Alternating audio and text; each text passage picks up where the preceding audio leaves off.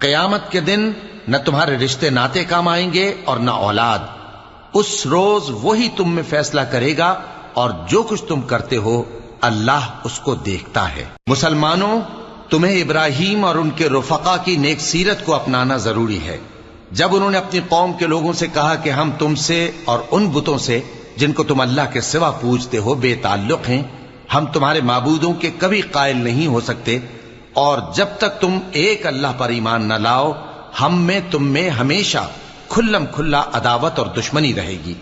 ہاں، ابراہیم نے اپنے باپ سے یہ ضرور کہا تھا کہ میں آپ کے لیے مغفرت مانگوں گا اور میں اللہ کے سامنے آپ کے بارے میں کسی چیز کا کچھ اختیار نہیں رکھتا.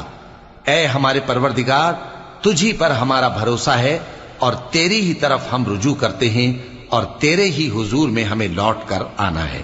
اے ہمارے پروردگار، ہم کو کافروں کے ذریعے فتنے میں نہ ڈالنا